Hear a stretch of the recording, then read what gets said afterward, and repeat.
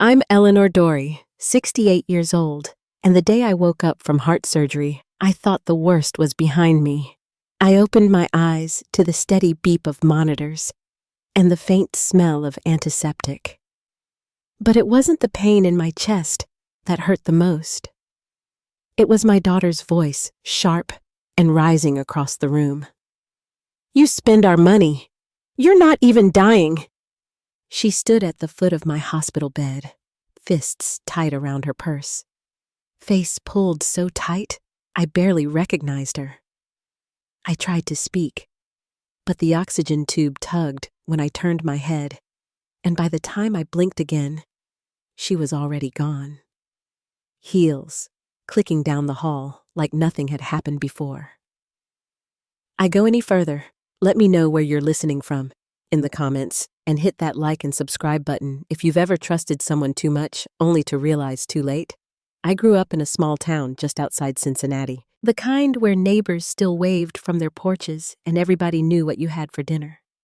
By lunchtime, the next day, my mother ran a beauty shop out of our kitchen and taught me two things. Always treat people kindly and never sign your name on anything you don't understand. Those lessons stuck with me for most of my life. I worked as a nurse for nearly 3 decades, raised my daughter mostly on my own. And when my knees gave out and the long shifts were too much, I retired with just enough saved to live quietly.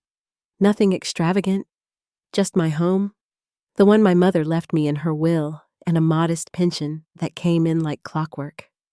When Leslie divorced for the second time, she asked if she could stay with me for a while. She said she needed a place to start over. Of course, I said yes. I cleaned out the spare room, made her favorite casserole, and left the porch light on. What I didn't see then was that she hadn't come home to start over. She came to start something else entirely. At first, it was small things. She'd offer to pick up groceries, then tell me later. Not to worry about the change, she'd bring me my pills already sorted in a little plastic case. And when the bank app confused me one afternoon, she said it would be easier if she just linked her phone to the account. Just for emergencies. She said, "I remember the first time I felt something shift. We were having tea in the kitchen and I mentioned the surgery. Leslie," I said, "Dr. Amir says it's no longer optional. The blockage is over 80%. She barely looked up from her phone. "Let's not worry about that now, Mom. Just focus on resting." I told her it would cost about $7,000 out of pocket.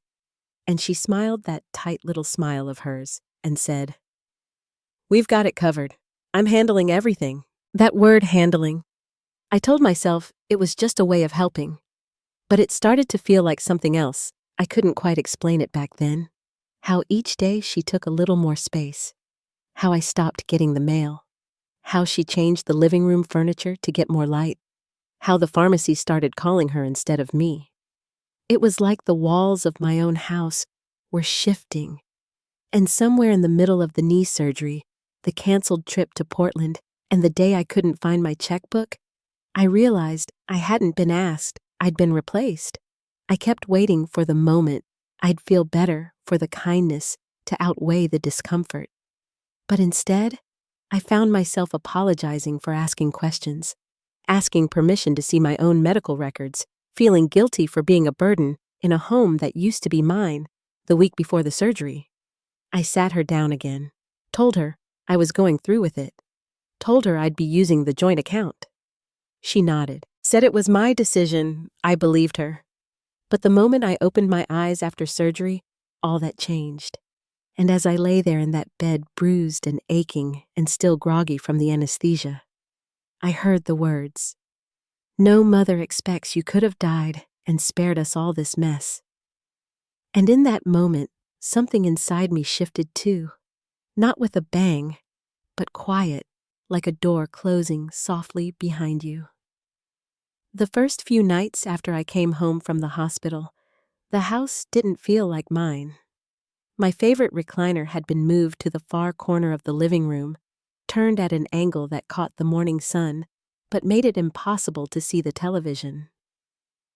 Leslie said it was better for my circulation.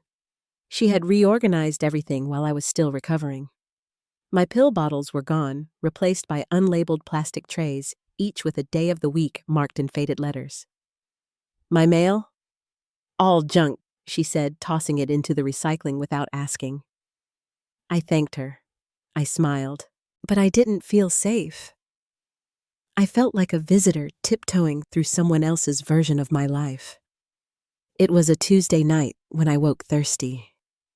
The house was dark except for a soft light spilling from the kitchen.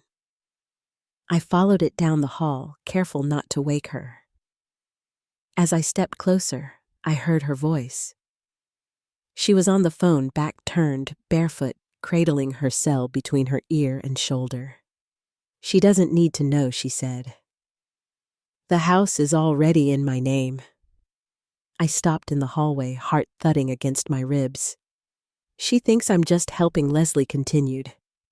"Honestly, at this point, it's better for everyone if I just handle it." There was a pause, and then a laugh. Not loud, but sharp.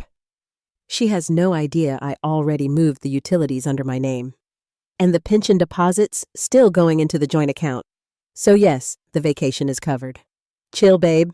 I've got it. Vacation.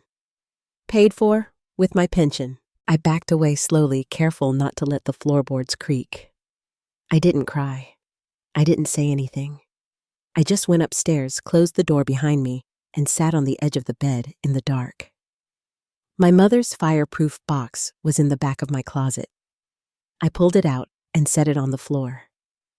Inside were the original deed, the mortgage payoff letter, and every document that proved the house still belonged to me. My name. No transfer, no signature I didn't recognize. She had lied. I sat there for a long time with the papers spread across my lap, breathing like I'd just climbed a flight of stairs. I hadn't signed over the deed. I hadn't given up my pension. And I hadn't given her permission to take any of it. The next morning, I made 3 color copies of the deed. I slipped one into a manila envelope and addressed it to Darren Wolfe, the lawyer, whose card the nurse had given me. Another went to Mrs. Halperin, across the street, just in case. The third I tucked beneath the cutlery tray in the kitchen, where Leslie never looked. That night, I began a list. I titled it Facts. No emotion, no judgment. Just what I could prove. The house is still legally mine. Pension is being deposited into a joint account. She has access to funds I didn't authorize. She lied to her boyfriend. She has not cared for me. She has monitored me. She has spent money she did not earn. I didn't write anything else. I didn't need to. The facts were loud enough. Thursday morning, Leslie left to run errands. I waited until her car turned the corner. Then I pulled the lawyer's card out from behind my hairbrush and dialed. He picked up on the second ring. "Mr. Darren Wolfe Estate and Elder Legal Services." I cleared my throat. "This is Eleanor Dory. Maxine from West Grove Medical said you might be able to help. Someone's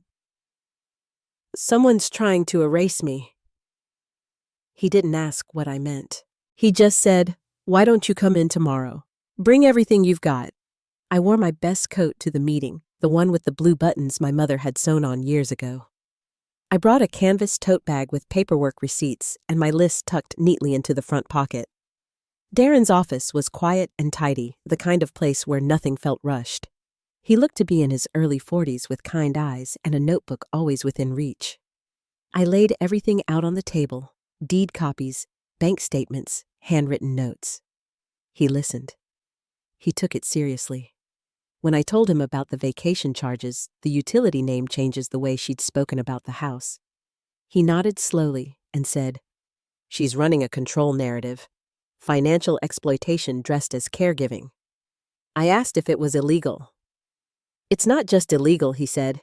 "It's textbook. And it's more common than you think." I sat up straighter. "Well, I said she's wrong if she thinks I won't fight back." We started that day. A new will. A power of attorney. Financial records pulled and reviewed. Darren highlighted questionable withdrawals, groceries here, sure, but also $2,300 at a resort. Spa visits, airline tickets, none of it for me. Before I left, Darren looked at me and said, "You're not the first woman to be robbed in her own kitchen, but you'll be one of the last if I have anything to say about it." I didn't cry. I just nodded. That night it rained. I went to the pharmacy myself because Leslie had forgotten again to refill my heart medication. I used my ID, spoke clearly, and paid with cash I had hidden in a mason jar behind the spice rack. When I walked back through the front door, the house was dark. Leslie arrived a few minutes later, umbrella still open in her hand, her voice sharp. "You went out. I needed my medication. I told you I was going to handle that," she snapped, dropping her keys on the floor. I didn't realize I needed permission to take care of myself. She stared at me, eyes narrowing. "You think this is your money?" She waved her hand around the room. "This whole house. It runs because of me." I said nothing. I just watched her.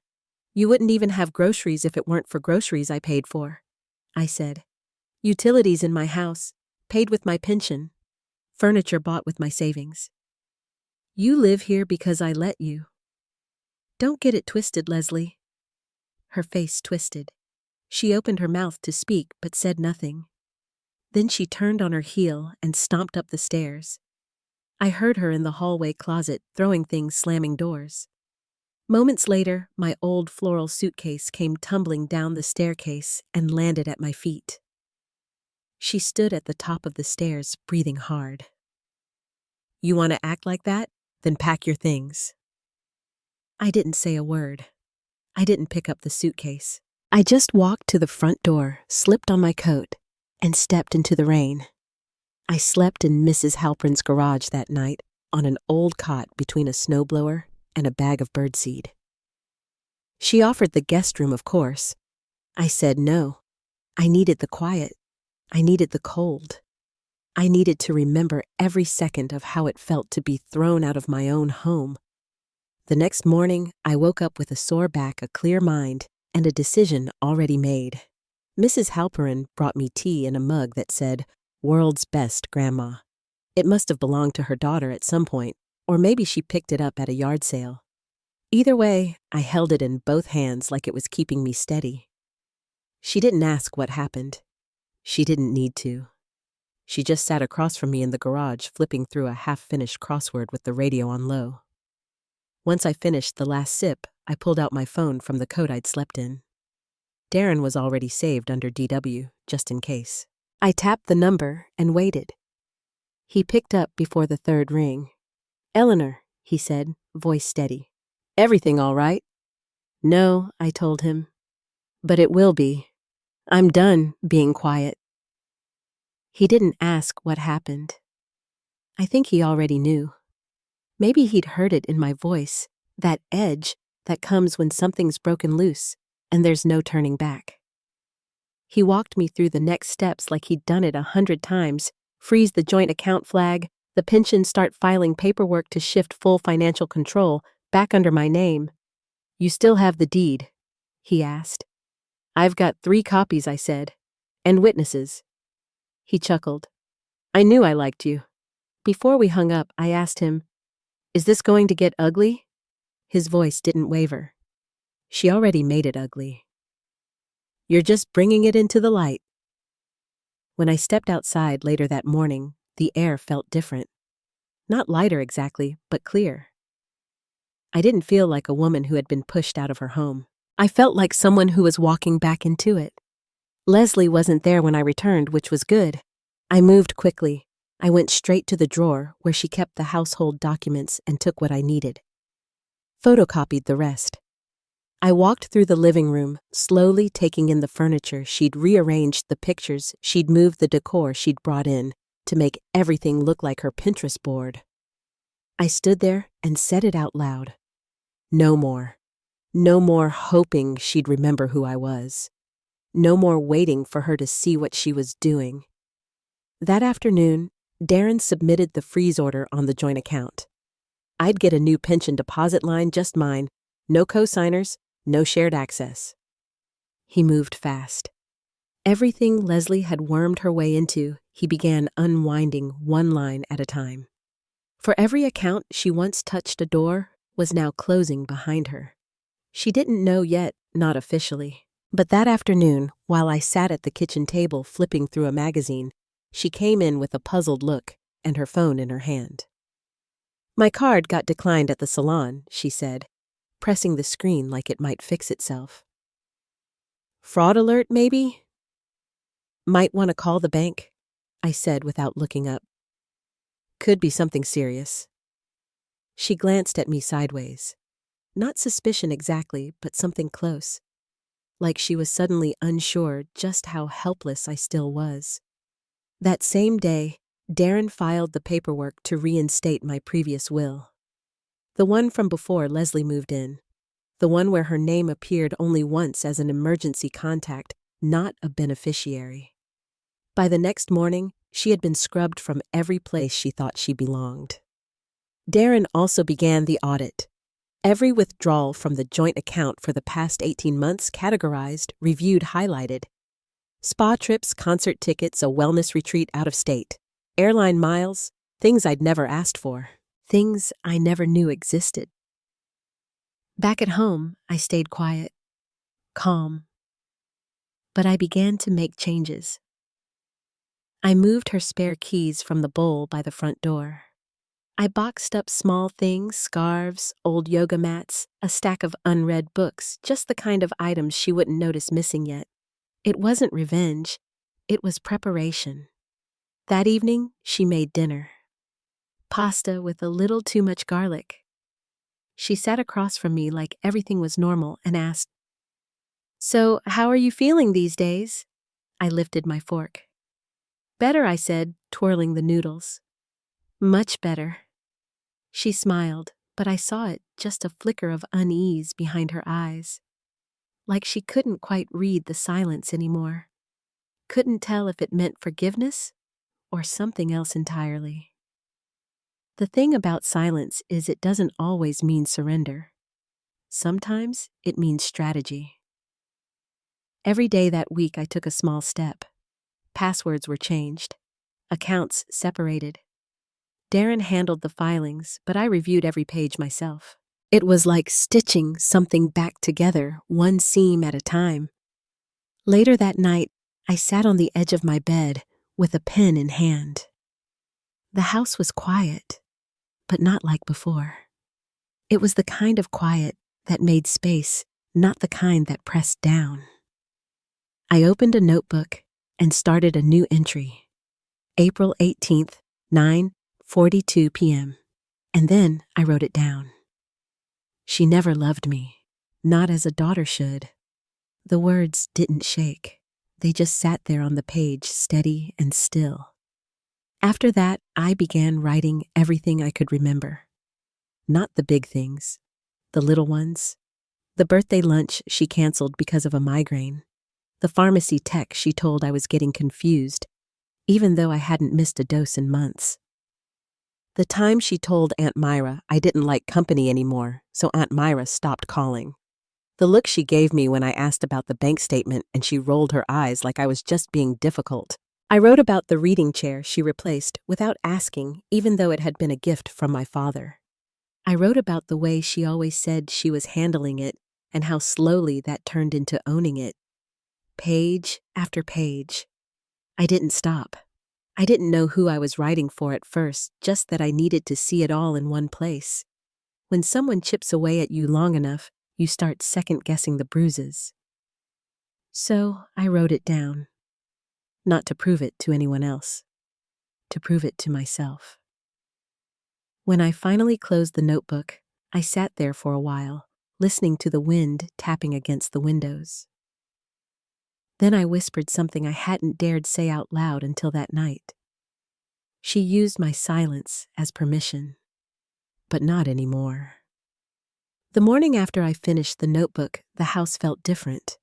Not because anything had moved or changed. The furniture was still hers. The silence still hung over every room like fog. But there was something steady under my ribs, like a weight had shifted. The facts were on paper. The documents were filed. I'd done everything I could behind the scenes. Now it was time to step forward. Darren called around 9. I had just finished folding the laundry that she always said I shouldn't be doing. "The orders are filed," he said. "This is your moment now." I didn't say anything right away. I just nodded, even though he couldn't see me. After we hung up, I stood at the bottom of the staircase for a while, looking at the framed prints Leslie had hung on the wall. Inspirational quotes in faux gold lettering, all of them saying nothing at all. I walked past them into the guest room and opened the closet. I started packing. Not my things, hers. Scarves still in dry cleaning plastic. Designer boots I'd never seen her wear. The little black clutch with the silver clasp that matched none of her shoes. I pulled down boxes from the attic, the same ones I'd used when I helped her move out of her second marriage. It felt full circle somehow, though I didn't dwell on that.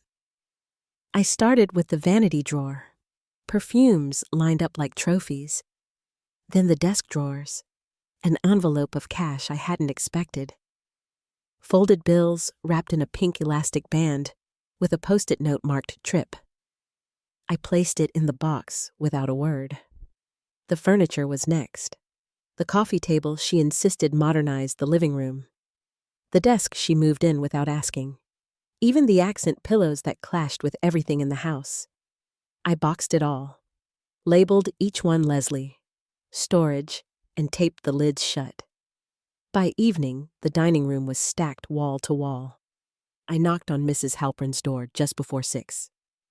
"Could I ask a favor?" I said. "I'll need some help moving a few things." She didn't hesitate. By 7, 2 more neighbors had joined us. We loaded everything into a moving truck I'd scheduled online, paid for with a card that only had my name on it. The driver asked where it was going. "Storage unit," I said. "Does she know?" he asked, nodding toward the boxes. "She will." He didn't press, just secured the last strap and climbed into the cab. Inside the house, it was quiet again. Not hollow. Open. The next call was to a locksmith Darren had recommended, a woman named Joan, who showed up in jeans and work boots, her hair tied back and a clipboard in hand. "You changing the locks on your daughter?" she asked, not unkindly. She stopped being my daughter the moment she started acting like my warden. Joan didn't blink. "Happens more than you'd think." Within the hour, the locks were changed. A reinforced deadbolt on the front. A coated lock on the back door. She handed me 2 keys, one to keep, one for whoever you trust. I slipped one into the kitchen drawer, next to the apron hooks. The other I placed in an envelope and handed to Darren's courier the following morning. I sealed it with a note. If she wants access, she can go through my lawyer. I didn't answer to her anymore. The rest of that weekend, I finished what I'd started, vacuumed the rooms she used to call hers, wiped down the counters that used to carry her mail, placed her unopened envelopes in a folder marked "Pending no drama, no accusations. Just order." On Sunday afternoon, I sat at my mother's old writing desk. Leslie had once covered it with a linen runner. She said softened the look. I folded that runner and placed it at the bottom of the last box. I pulled out a fresh sheet of paper and wrote, "Leslie, this is not revenge. This is reality. You screamed at me in a hospital room for surviving. You used my money, my house, and my silence to build a life you never earned. I gave you trust. You treated it like a tool.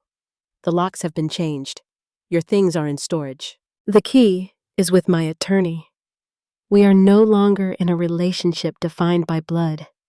We are now defined by boundaries. Eleanor." I folded the letter once and left it on the entryway table. The sun was setting by then. I opened all the curtains. The house looked brighter with the light coming in. I didn't cry. I didn't smile. I didn't even sit down. This wasn't a moment to savor. This was a moment to mark. That night, the street was quiet. No music coming from her room. No heels clacking across the hardwood. Just wind through the trees and the familiar creak in the third step. She came back Sunday evening just after 6. I heard the car before I saw it. That too loud brake she never had fixed. That sharp slam of the door. I stood on Mrs. Halperine's porch, coffee in hand, sweater buttoned, watching. She walked straight to the front door, suitcase still in the trunk, reached for the handle, and froze. The key didn't turn. She tried again. Jiggled, pulled, slammed. Then came the scream. "Mom!" I didn't move. She banged harder. "What the hell is this?" "Right." Then a police cruiser pulled up. 2 officers stepped out. One held a manila folder, the one Darren had put together. Deed copies, audit reports, restraining order, all of it. They walked up the steps calmly. The taller one spoke first. "Ma'am, you've been formally removed from this residence. This property is legally owned by Eleanor Dory." Leslie's voice jumped an octave. "That's my mother's house." The second officer opened the folder. "Yes, ma'am, and you've been served." She backed up half a step. "I take care of her. I live here." They didn't respond. Just waited while she scanned the porch like she was looking for a script she hadn't prepared. Finally, she saw me. Her eyes locked onto mine. "Mom, what are you doing?" I didn't answer. She waited, still expecting the old rhythm, the guilt, the softening. But I said nothing. The officer handed her the envelope. "Any further contact must go through her attorney. If you attempt to enter again, it will be considered trespassing." She stood there blinking like someone who had just realized the door wouldn't open, not because it was locked, but because it no longer belonged to her. The officers stayed with her until she walked back to her car. She didn't try the door again. Just stood there a moment longer with the envelope in her hand, as if she could will it to disappear. When she finally left, it was without her suitcase, without her smirk, without the upper hand. I didn't go back inside right away. I stayed on Mrs. Halperin's porch until her car turned the corner, the silence thick behind it. Then I walked home. My key slid into the new lock without resistance. I stepped through the doorway and closed it behind me. It was my house now. Not because I'd taken it back, because I'd never given it away to begin with. The next morning, I opened the curtains and let the light in. I made coffee. Real coffee, not the decaf Leslie insisted on, and sat at the kitchen table with the newspaper. The paper was already folded and the mug fit perfectly in my hands. It was the kind of morning I hadn't had in years. Simple, uninterrupted. The phone didn't ring that day. No messages, no knocks on the door. It was quiet, and for the first time, the quiet didn't feel like punishment. It felt like a beginning. Darren called just after lunch. "She's contacted an attorney," he said. "They're pushing for a hearing. Financial restitution and full review." I nodded, even though he couldn't see it. "I'm ready." "We have more than enough documentation," he said. "But I'll need you to testify." I didn't hesitate. "I'll be there." We spent the next week gathering everything. Darren pulled bank statements and flagged every transaction she couldn't explain: flights, shopping, hotel stays, and charges from wellness spas out of state. My name wasn't on a single reservation. He printed statements, time-stamped audio files, and pulled call logs from the pharmacy, utilities, and credit union. I added to the folder each night. Notes from the months leading up to surgery. A calendar entry marked follow-up that Leslie had canceled on my behalf. A receipt for an Amazon order I never placed but was shipped to my address. I found screenshots of social media posts tagged Wine Country Weekend captioned with hearts and hashtags on the same weekend she told me she was at a work conference. Every page went into a labeled binder. One copy for me, one for Darren, one for the court. The night before the hearing, I stood in front of the bathroom mirror brushing my hair. My good navy sweater hung from the closet door. The same one I wore to my retirement dinner. The one my mother used to say made me look stubborn in the right way. In the morning, I arrived early. The courtroom was quiet, with just a low hum of movement. Fluorescent lights buzzed overhead. The benches were hard. Everything felt colder than I expected. Leslie sat on the opposite side alone. No friends, no boyfriend. Just a black blouse, stiff posture, and eyes that didn't meet mine. Darren leaned over and whispered, "You're doing the right thing." The judge called the case. Papers were shuffled, names read. Then the questioning began. Darren stood first. "Your Honor, we are reviewing over $38,000 in questionable withdrawals, including unapproved financial management of a competent adult."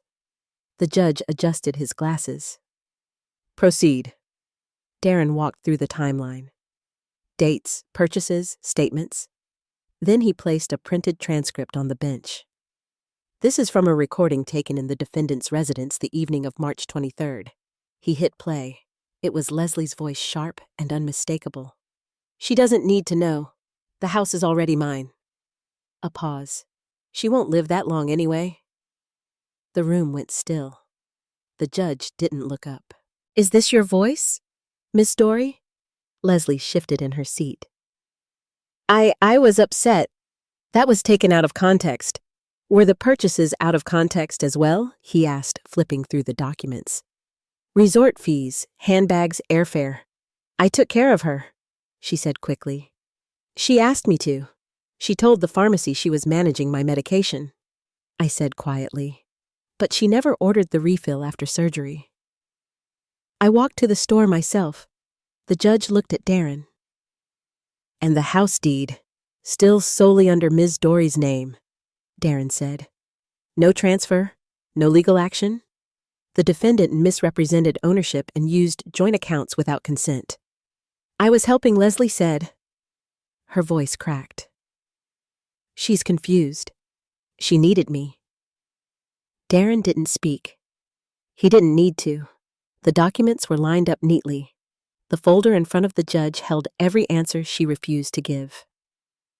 "I'd like to call attention to Exhibit D," Darren added. "Bank transfers involving a second party, Calvin Reese." Leslie sat up straighter. "He's not involved." "The records suggest otherwise," Darren said. "His name appears on 5 travel itineraries and 3 purchase confirmations." "He's not here," she said, looking around the room. "Cal can explain.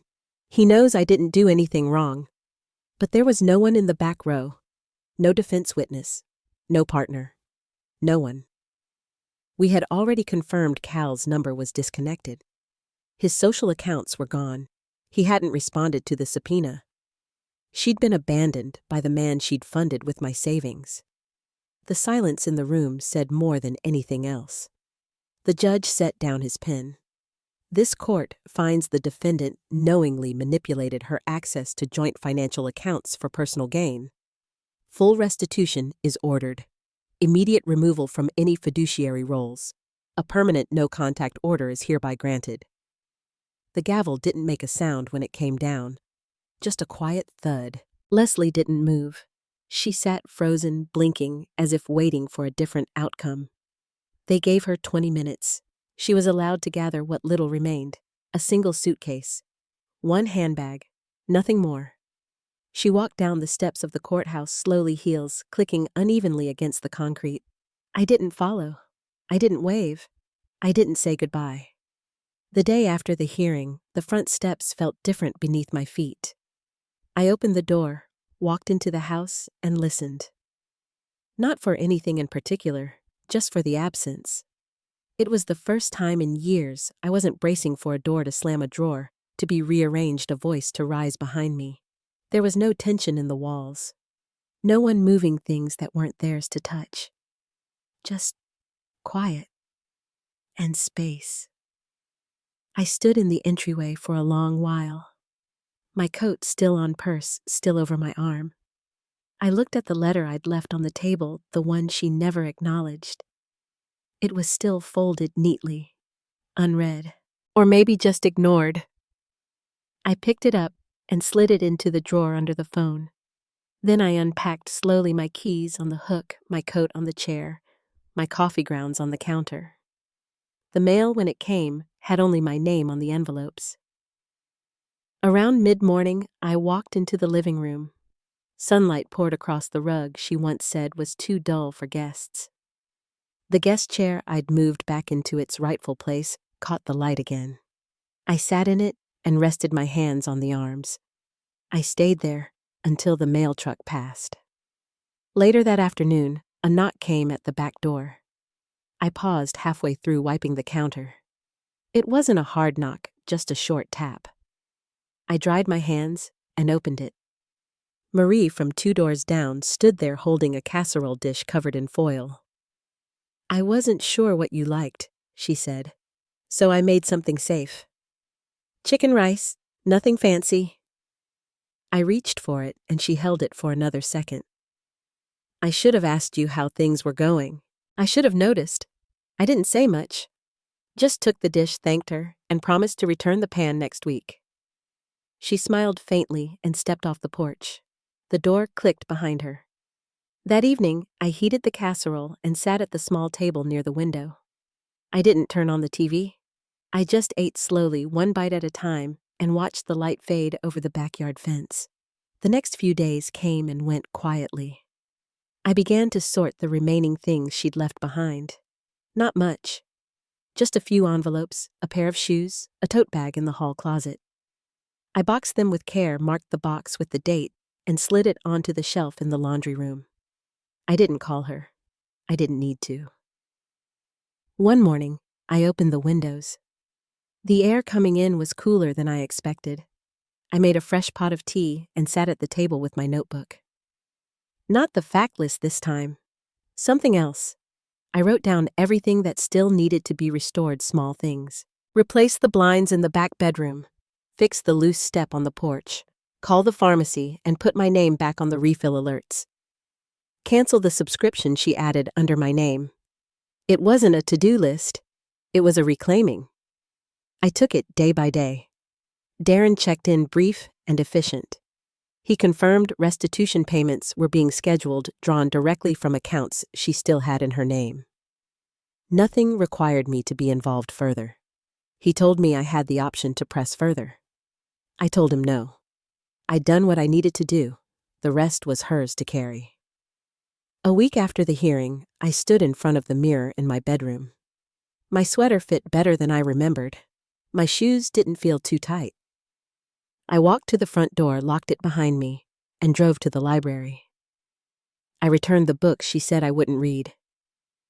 Picked out new ones that felt more like me.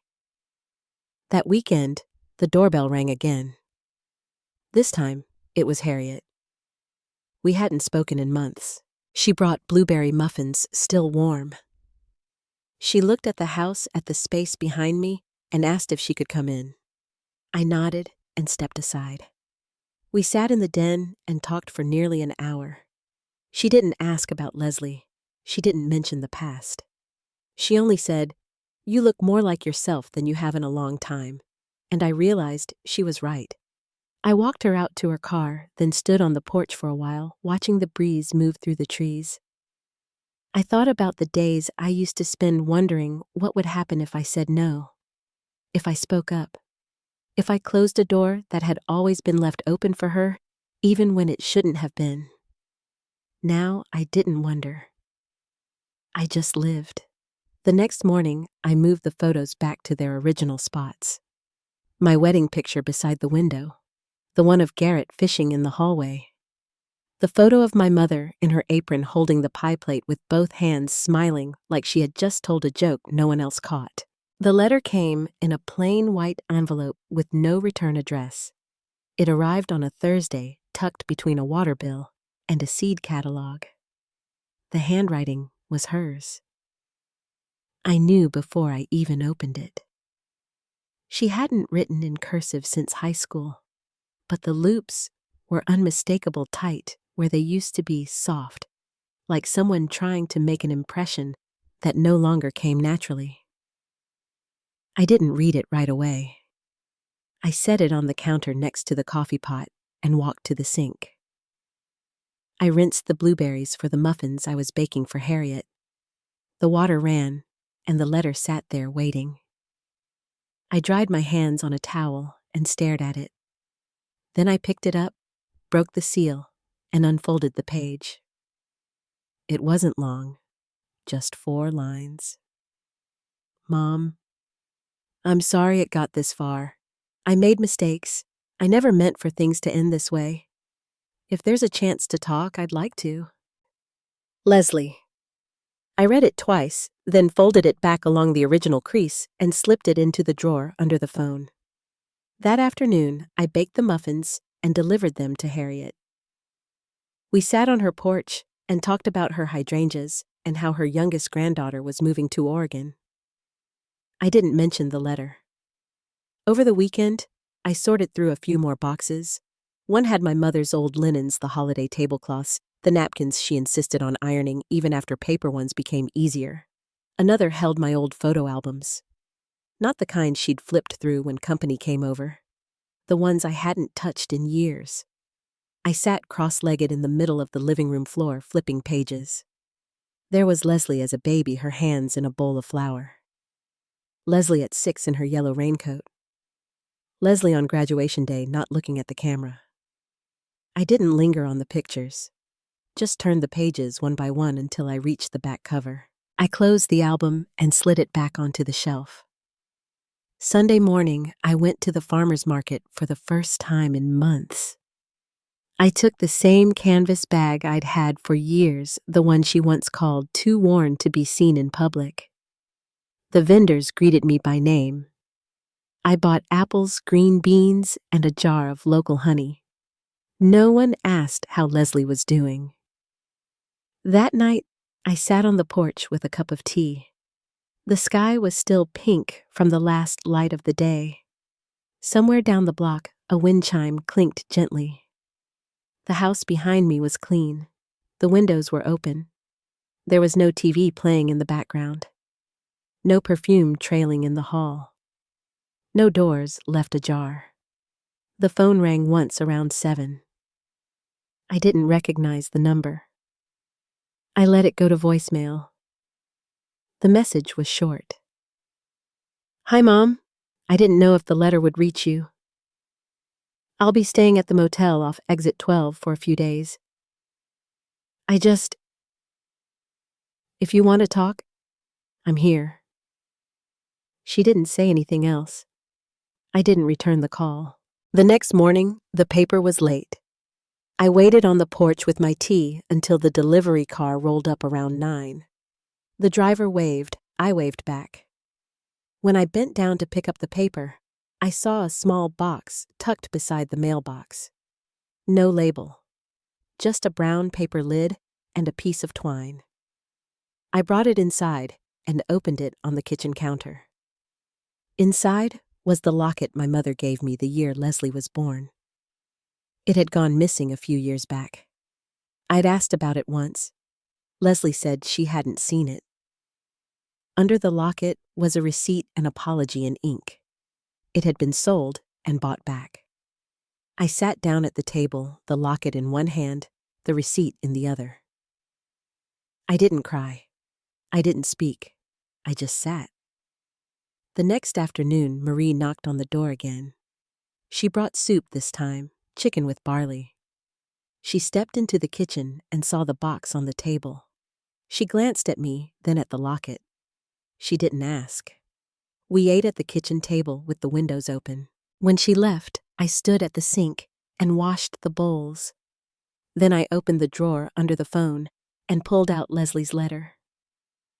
I read it again. I didn't call her, but I picked up my pen and wrote a note of my own. Leslie, thank you for returning the locket. I received your letter. I don't know what the future looks like, but I'm not angry anymore.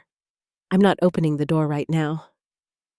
But I'm no longer waiting behind it either. Mom. I folded it and sealed it in an envelope. The next morning, I walked to the post office and handed it to the clerk. I didn't ask for tracking. It's been 8 months since I mailed that letter. I didn't expect a response. I didn't ask for one. I meant what I wrote, that I wasn't angry anymore. That I wasn't standing behind the door, but I wasn't opening it either. For a long time, that quiet space between us was enough. Then, just after New Year's, a small padded envelope arrived in my mailbox. No note inside, just a photo. It was of Leslie standing beside a garden bed. Her hair was tied back. She looked older, worn, in the way people do when life has softened something sharp in them. Behind her, the sign read, Community Food Co-op. She was holding a tray of seedlings. I turned the photo over. In her handwriting, Spring Planting Day, I'm learning. 1 row at a time. I placed it on the refrigerator door with a magnet shaped like a sunflower. I didn't cry. I didn't write back. I just let it be there where I'd see it when I poured my coffee or reached for the milk. It stayed there through the winter and into spring. By April, I'd started walking down to the library again. Marie and I joined a quilting circle. On Sunday afternoons, I helped at the church pantry. Life didn't get louder, just fuller in a quieter way. One afternoon, I was sweeping the front porch when I saw a car pull into the drive. It was an old sedan, sun-faded but clean. Leslie stepped out. She didn't walk up right away, just stood by the driver's door like she was still deciding. I set the broom aside and met her halfway down the walk. Neither of us said anything at first. Then she reached into the car and pulled out a brown paper bag. I brought some fresh bread, she said. I've been learning to bake. I nodded and held out my hands. Come in, I said. It's warm in the kitchen. That first visit didn't last long. She didn't stay for dinner, but the silence between us was different, not heavy, not tense, just cautious. Like something new was trying to grow. She came again a week later, then again the week after that. She didn't ask for anything. She brought small things, a jar of jam, a book she thought I'd like, a story about someone she'd met at the co-op. I listened. I didn't rush to forgive or explain. We let the space between us fill slowly with small, ordinary moments. Now, months later, I can say this: she's not the daughter I lost, and I'm not the same mother she left. But we are learning how to meet again, not where we left off, but somewhere new. Somewhere with fewer expectations and more patience. Sometimes justice doesn't arrive like a verdict or a dramatic reversal. Sometimes it's quiet, like a seed that takes its time breaking through cold soil. It's not always about who was right or wrong. Sometimes it's just about choosing to stop the cycle, to put down the weight, to offer someone a place at your table, even if they no longer know the words to grace. If you've made it this far, thank you for listening. And if this story reminds you of someone you've been carrying gently or heavily, maybe today's the day to set something down, or maybe just to breathe a little softer. Take care of your heart. And if this spoke to yours, I'd be honored if you'd share it or just leave a quiet note below. Until next time.